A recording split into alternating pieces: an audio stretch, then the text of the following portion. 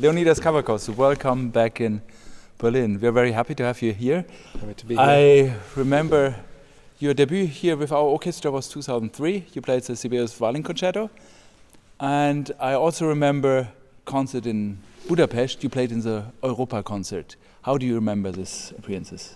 Oh, it was, as always, a great moment in an artist's life and in my life when one has a chance to play with this orchestra.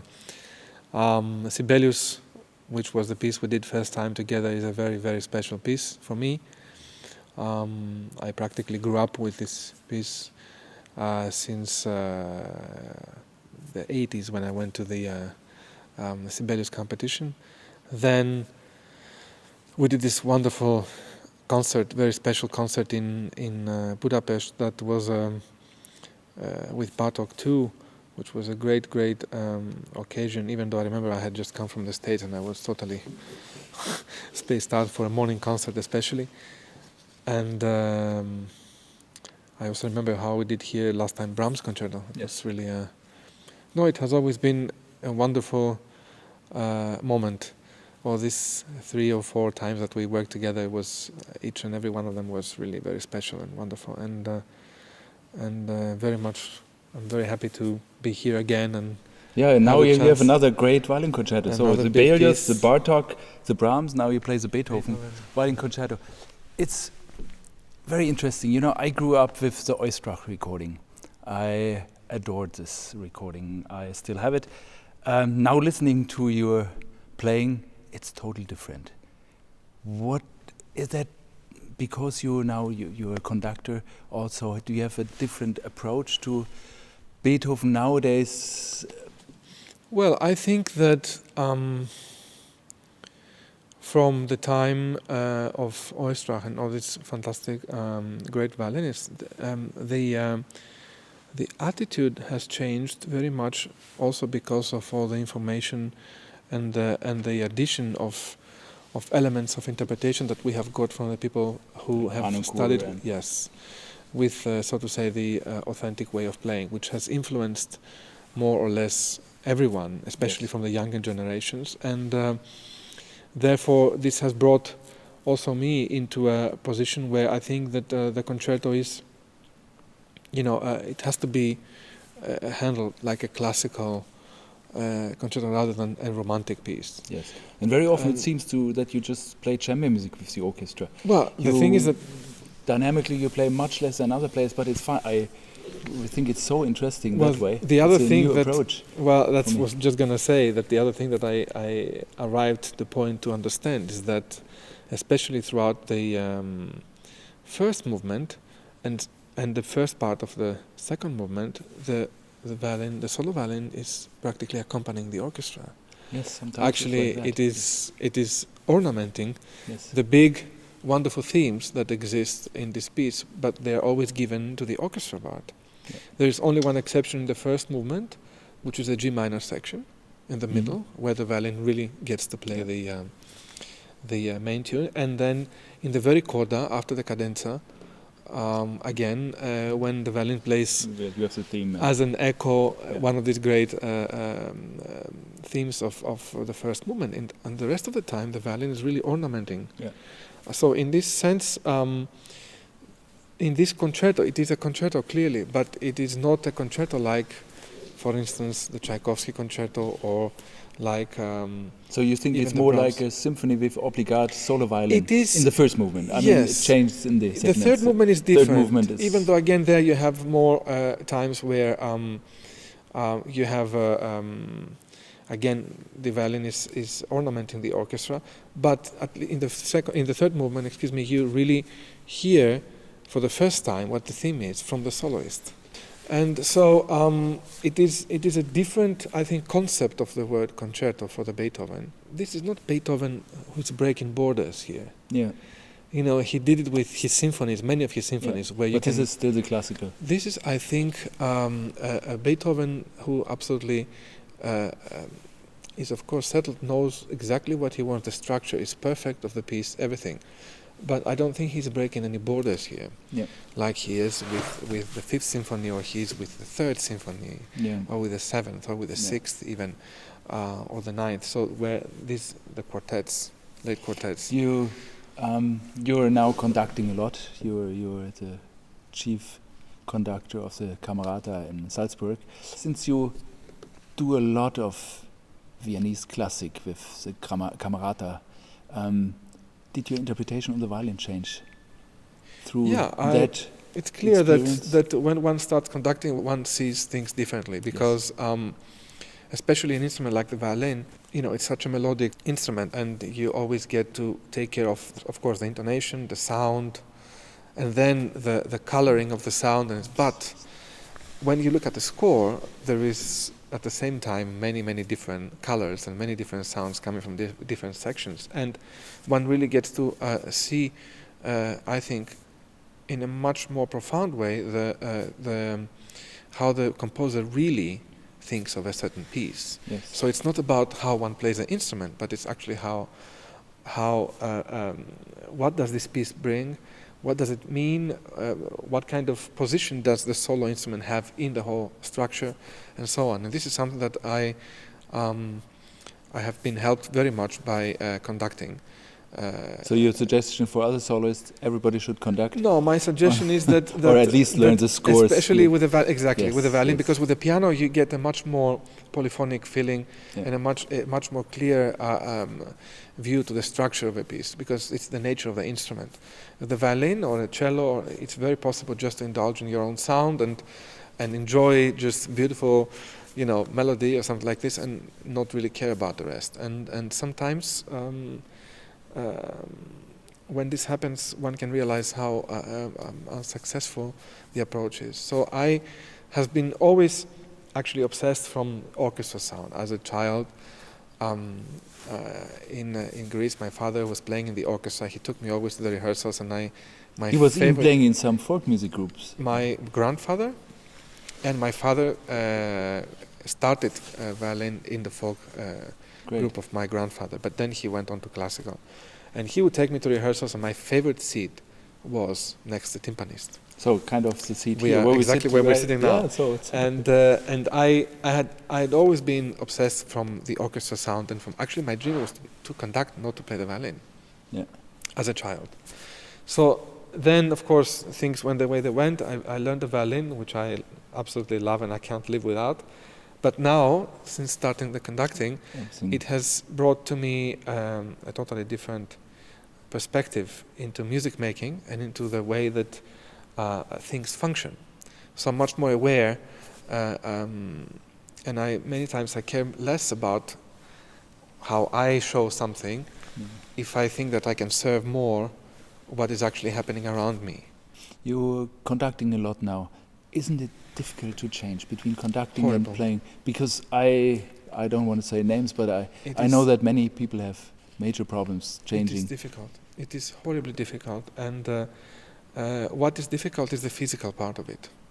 The mental part is not difficult. The physical part in being the physical being part relaxed is that after to. The problem is that when you conduct, you have to have a certain body language, and the hands are used in a way that is. You have to show everything with your hands, and many times when you need to suggest something very strongly, you need to do a very strong move, and put very much tension in the hands, which is exactly the opposite from what you need when you're going to have to play a very delicate melody, and the bow has to really be controlled and just touching the string. So after you've been doing that kind of, very powerful sometimes work, when you go down to an instrument like the violin, and you have to deal with intonation and control of the left hand and control of the right hand. This is for me one of the hardest and most challenging things that one can do. But you're doing it fine. No, well, I'm trying now to, if I play and conduct on the same concert, I try to start with the concerto. I see.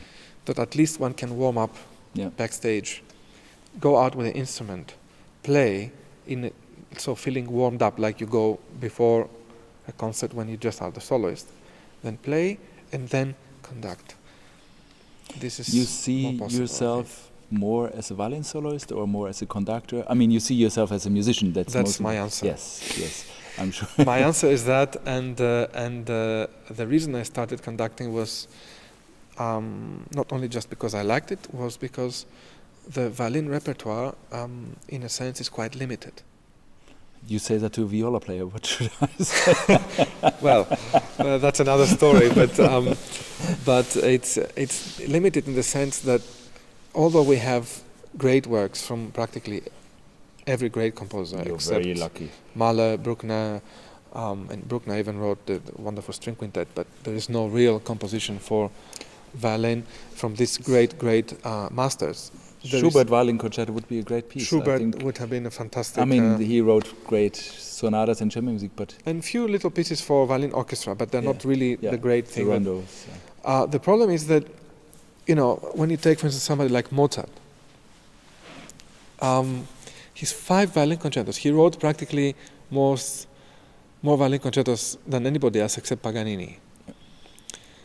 5 violin concertos. No, I mean, they're small, like Rode, like those. Yeah, no, but I'm talking about. You mean the the majors? Yeah, okay. Yeah, and 5 violin concertos all in 1.5 years. Yeah. And violin repertoire, with the exception of chamber music, does not have these great late concertos like clarinet and piano concertos. Yeah. Which it's another Mozart. It's another situation there. The same with Beethoven. We have only 1 concerto and the triple. We don't have this wonderful progress all the way. The latest piece for violin as a solo voice is Opus 96 sonata. The quartets, it's a different story. The quartet but it's string quartet. And I could give you many more examples of composers. Brahms has only the 2 concertos, but then there's the 3 sonatas. Great chamber music. But not this other fantastic variety throughout their lives that one gets, for instance, in the piano repertoire. With this in mind, I thought, I have now learned most of violin concertos, and I've played most of them. And it's a fantastic way to grow by learning, but not just listening, but learning and actually performing, actually, in this sense, conducting, but making the music happen of so many different works that represent different periods of time from these great composers. That really brings an amazing dimension in how one grows as a musician. And that's the reason. I don't know if I was a pianist, if I would have started conducting. I mean, I'm sure that I would find the same pleasure in it. But in terms of an artistic need and in terms of a purely musical need, I don't know if I would have started if I was a pianist, because a pianist does not have enough time in one lifetime to play the whole repertoire. Talking about where you come from, I mean, there is a fantastic culture, antique, classical culture. Do you see any connection between the Greek antique culture and classical music? Well, very much. It's very clear. First of all, the pre-classical music, most of the opera is inspired by the Greek mythology. Right. And also the music. So the culture that started, and restarted, I would say, during the Renaissance, was a historical, I think, sequence of the fall of Byzantine Empire, when everybody, the intelligentsia, so to say, moved over to that part of the world, Mediterranean, and recreated and restarted all these aesthetics. I don't think that Michelangelo or was not aware of the ancient Greek sculptures, because even during the Renaissance time there was nothing really coming from Greece, but that was due to the Ottoman occupation that lasted for 400 years. Yeah. So Greece started feeling free in the beginning of the 19th century. That's quite late. And that's after Mozart's time. So that was when the country started slowly stepping on its feet and finding its way again. Yeah. And but the influence is obvious from. I think the culture. Look, I think the culture is really the same. Yeah. I really think it's the same, and it's wonderful what has happened with or without the direct, so to say, involvement of Greece in this sense, because I don't think it is anyway about countries. What do you think about the worldwide education projects now? Maybe you heard about our project. I think we do a lot there. We did this movie Rhythm Is It? Maybe you've seen it. I think this is a fantastic way of actually giving a shape, bringing to life this message that we're talking about from the arts, because the arts have it's a polymorphic message. You can't really eliminate it into one, but many times, especially the sounds that come from an orchestra, it's not like, for instance, in an opera when you have the words, you have the libretto, you have a story, so it's very abstract. On the one side, it's fantastic because it gives anyone the opportunity to think and imagine and travel wherever one wants. Even more dimensions. Exactly. On the other side, when one has the possibility through these educational programs to bring out and give shape to certain of these messages that lie behind the actual music, the sound, that's fantastic. And I think that proves that, and I'm always fascinated by how receptive the young people are. I'm always fascinated by this. Many times we, inside this normal procedure of a concert, of a rehearsal, we think, oh, now I have to do this, and I wish I could have time for myself to practice a little or this. But once you start, I have not had one experience so far where I didn't leave having finished an educational, so to say, activity, and I didn't leave with a smile, not only in my face, but in my heart. Yeah. It is really, I cannot remember one time that this was not like this. And I have the feeling in the last couple of years, more and more education projects start, and so I get the feeling it's a hope. I think it's a wonderful thing, and I think now it's wherever we go, especially in Germany, this education, but also in America, they start doing. It's a great thing, and organizations as big and as great as Berlin Philharmonic, I think they should really invest in this way, because this is for an artist that travels on his own is much more difficult. Of course, one can do every now and then, but a big institution with when you have so many people, different instruments, different approach, different opinions, you can offer an unbelievable spectrum of information and messages to these people who are not necessarily connected immediately with this music, and then maybe we can create a new world, maybe a new thinking about everything. Absolutely. What you just said. Absolutely. Yeah, Leonidas, thank you very much. Thank you very much. Very much. Thanks a lot. It's been a pleasure.